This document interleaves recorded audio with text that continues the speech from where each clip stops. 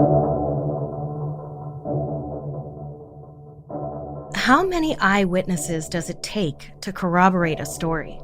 When an event transpires that is singularly conspicuous but is somehow still shrouded in mystery, how can we trust our own understanding of what is possible?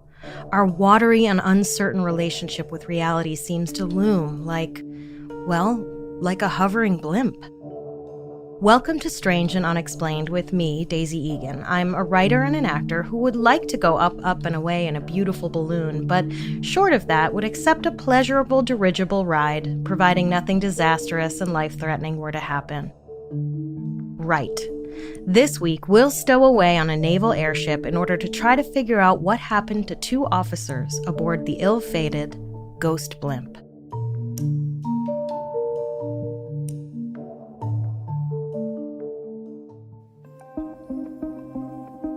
In the summer of 1942, the United States was in its 9th month at war with Japan. The Japanese had bombed Pearl Harbor, a military base in Hawaii, in December of 1941, which was the catalyst that brought the United States into World War II. Up until that point, we had watched from the sidelines while the world's nations seemed to go crazy on each other. Again. After the attack on Pearl Harbor, the Japanese kept up their offensive on the west coast of the United States, sinking at least 6 Allied ships and bombing an oil drilling facility in California, marking the first attack on U.S. mainland soil since the British bombed New Orleans in 1812. For some reason, the Navy was short on ships. I mean, sure, they lost around 6 of them to Japanese bombs, but one would hope that the Navy, which is literally the branch of the military that is filled with sailors, would have enough ships that 6 wouldn't make or break them. To make up for their lack of seagoing vessels, the Navy decided to invest in blimps for patrol of the waters off the west coast. Apparently, helicopters weren't really a thing yet, and radar systems weren't capable of tracking submarines. Now, I'm no military mastermind, but wouldn't you think the first thing radar designers would have designed was radar that could detect submarines? Then again, what do I know? Anyway. The Navy, having decided to turn back the hands of time and revert to 100-year-old technology, then faced the very real problem of where to get a blimp. So they turned to the first name in blimps, Goodyear. That's right, the U.S. Navy bought a second-hand Goodyear blimp. I can't with this. Okay, so now that they had a used blimp, they were ready to send a crew up to patrol from Treasure Island, a naval outpost in the San Francisco Bay. Initially, there was a crew of 3, but the blimp had collected condensation overnight, adding more weight than anyone anticipated, so they cut the crew down by 1. The men who would fly the mission were Lieutenant Ernest DeWitt Cody and Ensign Charles Ellis Adams. Lieutenant Cody was the senior aviator of his squadron, but had only been flying blimps for about 9 months. He was only 27, but according to HistoryNet.com, his commanding officer said he was one of the most capable pilots and one of the most able officers under his command. In fact, even though he'd only been blimping for a short time, earlier that year in April of 1942, Lieutenant Cody had flown a blimp to deliver cargo to a naval ship before it departed for a raid over Tokyo. It was an impressive enough accomplishment that it earned him a promotion. HistoryNet.com also notes that Lieutenant Cody wore a mustache, quote, most likely in an effort to appear older. I Googled him, and while the mustache did add an air of authority to the handsome and baby-faced Lieutenant Cody, it was also, unfortunately, a pretty Hitlery mustache. Lieutenant Cody's partner for the mission, Charles Ellis Adams, despite being 7 years older and having 20 years of experience flying blimps and having been decorated by the German government for having been part of the rescue mission for the Hindenburg disaster, only had the rank of ensign, which is the lowest rank in the U.S. Navy. I don't know why. The blimp the men were flying that day was called L8, or Love 8. It had an excellent reputation and had been inspected 4 days prior to the mission and was deemed to be in fine working condition. The 150-foot-long blimp held 123,000 cubic feet of helium, and with twin 145-horsepower engines, it had a cruising speed of 43 knots, just under 50 miles per hour. And of course, unlike an airplane, the blimp had the ability to hover in a stationary position, giving it an advantage in surveillance. Because, no one would ever notice a big fat blimp hovering over and surveilling them. L8 was equipped with 17 depth bombs designed specifically to target submarines, a machine gun, and 300 rounds of ammunition. With favorable weather and good visibility, the blimp took off at 6:03 a.m. on August 16th for its planned 4-hour mission with a 50-mile radius, surveilling the waters off San Francisco. But less than 2 hours later, something was amiss, and soon a bizarre mystery would begin to unfold over the skies of San Francisco that to this day has never been solved. At 7:38 a.m., Lieutenant Cody radioed in to give their position. They had just crossed over the Golden Gate Bridge. 4 minutes later, at 7:42 a.m., he radioed in saying, quote, "Am investigating suspicious oil slick. Stand by." An oil slick was a possible indication that a submarine was below. On the water in the area were 2 ships with eyes on L8. One was a naval cargo ship called SS Albert Gallatin, and the other was a fishing vessel called the Daisy Gray. No relation. Shortly after radioing in about the oil slick, the ships in the water saw 2 smoke flares deployed by L8, presumably to probe into the water to confirm if there was a sub there or not. The Gallatin readied its guns for possible attack, and the Daisy Gray pulled in its nets. Oddly, it seems she did not sail off, which one would think a fishing vessel might do in the face of imminent bombing. And this is when things got weird. L8 did not employ any bombs, but the men on L8 should have radioed in again at 8 a.m. to give a status report. They didn't. Instead, they just circled the area for about an hour. The first mate on the Daisy Gray said he could see 2 men in the gondola of the blimp, one with dark hair, which would have matched Ensign Adams' description. By 8:20 a.m., when the men still hadn't radioed in and the base had made a few unsuccessful attempts at reaching them, Squadron Headquarters was notified of the radio silence. Apparently, it wasn't tremendously unusual to lose contact with blimps for a period of time, which just seems, pretty loosey-goosey to me. Like, it's just 2 naval officers possibly hovering over the enemy we're at active war with. NBD. The crew aboard both ships on the water reported L8 hovering around 200 to 300 feet above the water, but said that at one point it descended to about 30 feet, as if investigating something more closely. At 8:50 a.m., when they still had not radioed in, 2 Vought OS-2U Kingfisher float planes were sent out to look for L8, and other aircraft in the area were alerted to be on the lookout. In interviews later, the crew from the Gallatin and the Daisy Gray reported that at 9 a.m., L8 dropped its ballast, a counterweight that helped keep the blimp from ascending too high, and apparently made its way back towards San Francisco. But it would be almost another 2 hours before the next sighting occurred. At 10:49 a.m., a Pan Am Clipper pilot reported seeing the blimp over the Golden Gate Bridge. The pilot said nothing seemed to be wrong with the blimp and that its flight looked controlled. What's remarkable to me about this is that considering it took the men about an hour and a half to get from the Golden Gate to their position where they spotted the oil slick, how could it have been that no one spotted the blimp between 9 a.m. and 10:49 a.m.? Where could they have possibly been in that hour and 50 minutes? At 11 a.m., one of the rescue planes reported seeing L8 ascend to a height of about 2,000 feet, which was definitely unusually high. But they said the flight still looked controlled, which is to say it didn't look like it was floating up of its own accord. Someone was apparently still at the controls in the gondola. According to HistoryNet.com, 2,000 feet is apparently very close to the pressure height where the blimp's valves would have automatically opened to vent out helium to prevent its gas cells from bursting. I have to assume these valves are on the outside of the blimp, not in the cabin where the men are, right? Like, the safety feature doesn't off-gas helium into the cabin where the crew is, right? That would be crazy, right? Why the men ignored the pressure height ceiling, no one knows, but they would have known they shouldn't have been up so high. Shortly after that sighting, an Army pilot spotted the blimp, noting nothing unusual and assumed it was heading back to Treasure Island. But a few minutes after that sighting, Richard Quam, an off-duty seaman, spotted L8 as he was driving up the coast. He noticed the blimp was sagging in the middle, something apparently the Army pilot hadn't noticed moments before. Quam supposedly took a picture of the blimp, but where that picture is today, no one knows. His film was confiscated by the Navy and, I guess, never returned. 15 minutes later, a sunbather saw the blimp sagging noticeably, floating just about 50 feet above the water just offshore near Fort Funston, according to a 2018 piece in the San Francisco Chronicle. If you're picking up on how increasingly hazardous this flight is becoming, get ready for more.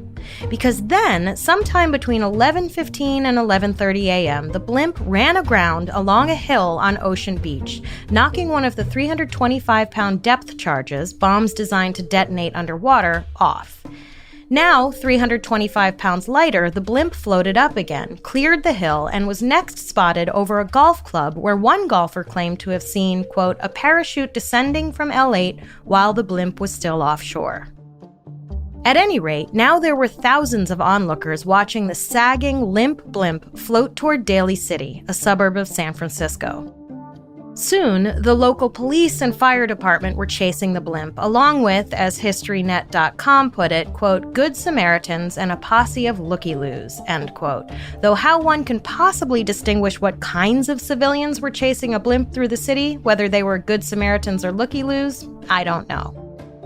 Years later, Dan Casantini, who was working in a grocery store in the area at the time, told the San Francisco Examiner, "It looked like it was going to crash into the side of San Bruno Mountain, so I headed up the street to see it. You don't see airships crashing in Daly City just every day, you know?" By 11:30 a.m., L8 was dipping so low over the city its wheels were scraping along roofs. Local resident Mrs. Horace C. Appleton told the New York Times, "I rushed inside and yelled to my husband, 'Look, a balloon is falling on our house!' I could hear the wheels of the blimp roll along the roof of the house, and then it struck some electric wires leading to the front of our house, and there was a flash." Finally, after crunching and scraping into several houses and generally scaring the pants off locals, L8 came to a rather violent stop in the middle of a residential street in Daly City. According to Atlas Obscura, quote, it perched fleetingly on a rooftop before drifting off and snagging in a tangle of power lines. The blimp sheared through the wires and sent arcs of electricity into the air before coming to rest on the ground. The engines were smashed into the pavement, one of them clogged with earth. The propellers were bent. Gasoline poured into the street, end quote. And the 2018 San Francisco Chronicle piece reported, quote, the blimp had landed in the middle of the street, with its upturned gondola resting against a telephone pole, its engines pointed at the ground. Its huge gas bag had deflated after the impact and was draped over a 1928 Dodge sedan whose owner, Richard L. Johnson, had been waxing it and fled when he saw the enormous airship descending on him, end quote. Shocked citizens gathered around the deflated and bruised L8 as first responders rushed to the cabin to help the men inside. But, much to everyone's confusion, there was no one inside the blimp's gondola to rescue. Lieutenant Ernest DeWitt Cody and Ensign Charles Ellis Adams were gone. Okay, so what in the big balloon fuck happened here? On top of this whole wonky ride and a crash landing, both pilots were MIA? Sounds like a Twilight Zone episode that wound up on the cutting room floor. The first thing onlookers noticed was that L8's cabin door was open and latched from the outside to keep it open. When no one emerged from the open cabin door, rescue workers began cutting through the wreckage, assuming the men had somehow gotten trapped. But it quickly became clear the gondola was empty. Obviously, something must have gone terribly wrong inside L8 during the mission. Considering that radio transmissions ceased around 8 a.m., that must have been where and when the trouble began. But the radio was in perfect working condition. In fact, all the blimp's mechanics were in perfect working order. There was nothing amiss, nothing to suggest the need for emergency evacuation, nothing that should have prevented the men from communicating with the base. Just a tip-top, albeit banged-up, blimp with 4 hours of fuel left, completely missing its crew. The only evidence that a crew had ever been there was one of their hats sitting on the instrument panel. In fact, all 3 of the parachutes that had been on board were still there, along with the single life raft. A briefcase containing classified documents, presumably about the mission itself, sat behind the pilot's seat. According to allthat'sinteresting.com, all surveillance flights at the time were supplied with a weighted briefcase that was meant to be tossed overboard to sink into the sea if the mission was compromised. So the fact that the briefcase was still there meant the men hadn't intended on abandoning the blimp. Despite everything apparently being in working order, the battery had apparently been drained and some of the fuel had been dumped. The only reason the men would have dumped fuel would have been to ascend in a hurry, which there shouldn't have been a need for during their mission. The engines had been stopped, probably to slow the blimp down in a hurry. According to Atlas Obscura, those facts are slightly strange. And you know me, stranger, I'm no blimp expert, but wouldn't you think a seemingly unnecessary fuel dump, idle engines, and a dead battery on a blimp in perfect working order that's also inexplicably missing its crew rates as a little more than slightly strange? What the hell was going on in the cabin of L8 between 7:42 a.m. when they last radioed in to say they spotted a suspicious oil slick, and sometime around 11:30 a.m. when the blimp ran aground on the beach and the men didn't come running out while they had the chance? If they were still in there, which they almost definitely were not. And if they weren't, why and where did they abandon ship?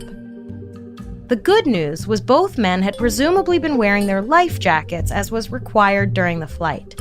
So if they ended up in the water, they could conceivably have floated indefinitely until they were spotted and picked up.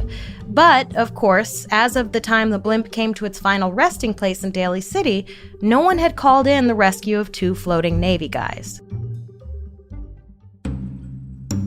In the days following the crash, the Navy's first 2 working theories were that the men had gone radio silent as per protocol after spotting an enemy vessel, deployed themselves, and were picked up by a passing ship. Or that the men had fallen out somewhere over land and were hiking back to civilization. Far be it from me to question the Navy. I'm sure there's all kinds of stuff I don't know about how that shit works, but don't you think if a passing ship had picked them up, A, it would have been either the Gallatin or Daisy Gray, or barring that, someone from the ship that picked them up would have, radioed in to say they'd picked them up? And B, how long could it possibly take for the men to hike back to civilization? They were in Northern California, not Siberia. A few hours? Maybe it was like that Twilight Zone episode where the astronauts think they've landed on another planet and end up killing each other over water until the last surviving member of the team goes just over a hill and realizes they were in Nevada the whole time. Oops. Regardless, a massive search went underway in the area underneath L8's flight path. For 3 days, the Navy and Coast Guard combed the land and sea. They found nothing. By August 18th, 2 days after L8 took off from Treasure Island, the Navy felt confident that the land search was complete. With every stone overturned and every corner swept, the men were still nowhere to be found. The search at sea continued, though, with the Navy explaining that the men's life vests, known as Mae West life belts, I assume because it made the wearer look like they had ample breasts, would safely keep them afloat until rescue. Or, they reasoned, they may still be aboard a radio-silent vessel. Why in the world a vessel would need to be radio silent for 2 whole days is beyond me. And even if they had to be, you'd think in that time they could have managed to ferry the men back to their base. Don't forget, the initial mission had a radius of only about 50 miles. They couldn't have gone that far.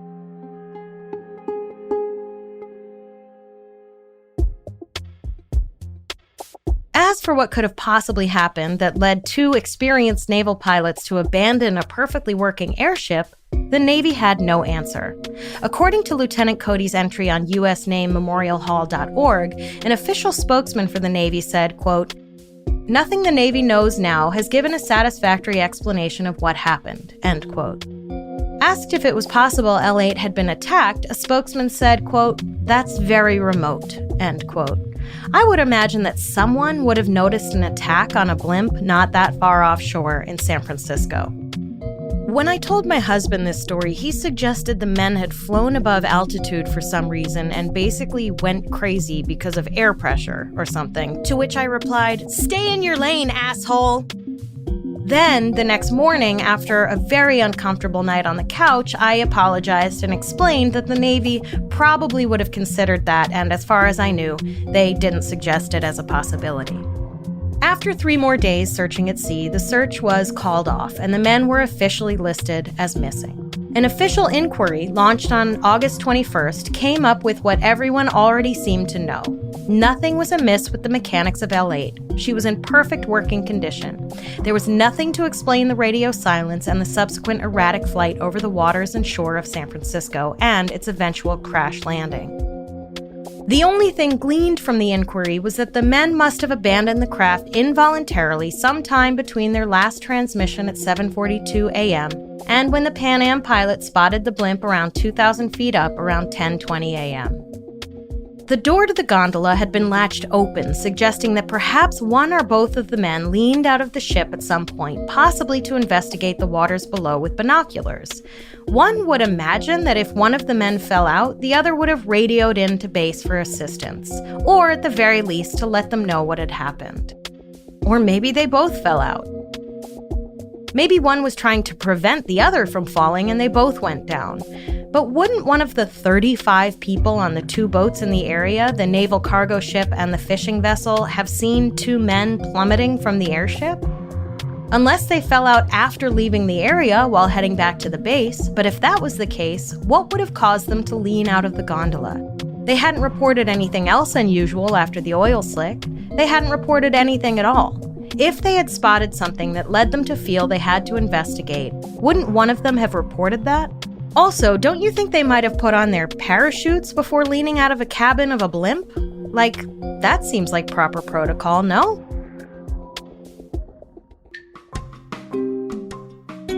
And then there were the conflicting eyewitness accounts that just added to the mystery. There was the golfer who insisted he saw someone parachute out sometime before L8 first ran aground on Ocean Beach. Then there was Ida Ruby, who'd been out on horseback that morning, who said, "I noticed the blimp out over the water. It was very low, and I could plainly see the letters spelling out Navy. I watched it with binoculars and was quite sure I could see 3 persons in the cabin." Edward Taylor, a local teenager, told investigators he was certain he saw people in the cabin of L8 after it had first run aground and was only about 150 feet above the streets of Daly City. He ran up over a hill to get a better look, but... I got to the top of a hill just in time to see the blimp hit a telephone pole and saw a flash. When I got there, no men were in it. The door was open. Of course, we all know by now that eyewitness accounts are about as reliable as a condom with holes in it, but still, these reports are curious. Who could that third person have been? Also, not for nothing, how could whoever Edward Taylor thought he saw in the cabin have vanished just in the time it took him to clear that hill? One theory is that someone had managed to stow away in the gondola and overpowered the 2 men at some point. For what purpose and where all 3 men ended up, no one knows. And again, I don't know anything about blimping, but considering how careful everyone was about the extra weight added by the condensation the night before, don't you think they would have noticed the weight of a whole extra person? Unless they somehow mistook the weight of a hidden person for condensation weight? Could the balloon really have collected a whole person worth of condensation? Is that possible? That seems like a lot of condensation. Some people believe that Lieutenant Cody and Ensign Adams were either forced off the airship at gunpoint when they lowered to investigate the oil slick, or actually shot down, or that they were actually spies for the Japanese and somehow boarded the Japanese sub willingly. The problem with these theories is that, first of all, the people watching from the 2 boats on the water would have seen the men go from the blimp to whatever vessel was waiting for them below. Secondly, someone surely would have noticed the men being threatened with guns, right? That would denote a whole nother vessel in the area. Thirdly, how do you threaten 2 men wearing life vests in a blimp? Like, if the men refused to do what the person with the gun was ordering, what would have happened? If the person shot at them, what was the worst that could happen? They would have been inside the cabin. The chances of them getting hit seem remote. If the bullet pierced the balloon or the fuel tank or whatever, the men would have put on their parachutes and jumped out. It seems like refusing the orders of someone wielding a gun from the water would not have been that difficult. Also, if someone shot the blimp down, where was literally any evidence of that happening? No one reported gunshots, and the blimp had no bullet holes in it when it landed. At any rate, with either scenario, the briefcase filled with classified documents would have been thrown overboard or brought to the Japanese. What good is a spy who doesn't bring classified documents with them to the enemy? Another theory brought forth by computer infrastructure engineer and amateur researcher Otto Gross is that the stated mission of submarine surveillance was a cover for the actual mission, which was to test new radar systems. Gross claimed to have accessed the Department of Defense records on L8, which showed that the new technology the men were testing emitted dangerously and poorly shielded microwaves that overpowered the men and caused them to tumble out of the cabin. He theorized this likely would have happened after sending down the flares in response to the suspicious oil slick. Gross claims there was a, quote, mysterious government agent, end quote, who appeared at the site of the crash and quietly disappeared in the hubbub after taking the briefcase with classified materials. That person, of course, never appeared for the official inquest. Gross's website is now defunct, and it's pretty much impossible to know if he really did gain access to secret government documents like he claimed he did. But why the Navy would feel the need to be secretive about testing new equipment is beyond me. It seems to me testing new equipment is pretty basic practice. Why the cover story? And once again, if the men did tumble from the cabin, why didn't anyone from the ships below see it happen? Some of the theories seem to be based on no evidence at all, like the one that suggests a love triangle over which one of the men killed the other while on board. When he went to dump the body, oops, he fell overboard too. There's nothing to suggest these men knew each other or had friends in common. Both men were married, not that that excludes them from becoming entangled in some kind of lover's quarrel, but, come on. If the men did fall out of the blimp without anyone witnessing it, it's certainly possible that they got swept out to sea, but one would think that with those Mae West life belts on, their bodies would have been discovered eventually. And then, of course, there are those who believe that Lieutenant Cody and Ensign Adams got abducted by aliens. Because of course there are. Now look, you know me. I'm not the one who's going to get on board with the crop circle anal probing aliens did it theory, but barring any other logical explanation, why not? But also, why? Why these guys? It's not like they were high-ranking military dudes with access to codes to all the secret information. They were just two workaday naval officers who knew how to fly blimps. What would a super advanced alien civilization want with them? But I can't figure out how it could have possibly been that the two men fell from the blimp without catching anyone's attention. I'm no statistician, but it seems to me the odds of both men falling out without being spotted and neither of their bodies showing up after the fact are slim?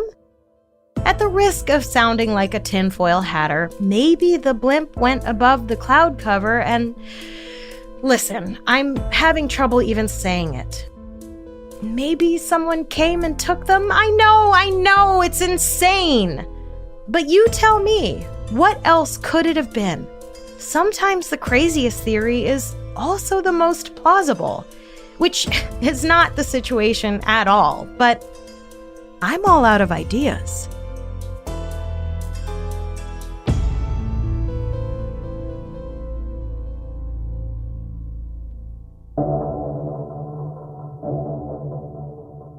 Next time on Strange and Unexplained, a man goes missing for no apparent reason and winds up dead on the floor of an abandoned room in a hotel under an impossibly small hole in the roof. The why and the how of Ray Rivera's death remains a mystery. We have a lot of fascinating and bizarre stories to share with you this season, but we'd want to hear your episode suggestions as well. If you have a story you'd like us to cover, whether it's a well-known case or something that happened in your town that the world hasn't heard about yet, go to our website, strangeandunexplainedpod.com, and fill out the contact form. Strange and Unexplained is a production of the Obsessed Network and is produced by Becca DiGregorio and Natalie Grillo. This episode was written by me, Daisy Egan, researched by Jess McKillop, and edited by Eve Kerrigan. Our audio mixer and engineer is Jennifer Swatek. Our voice actors for this episode were Ryan Garcia, Lauren Hooper, and Andrea Jones-Sojola. If you like our show, please help us out by rating and reviewing us on Apple Podcasts. It really does help. Follow us on Instagram and Twitter. We are at SNUpod. And check out the Strange and Unexplained Facebook page to join in the conversation.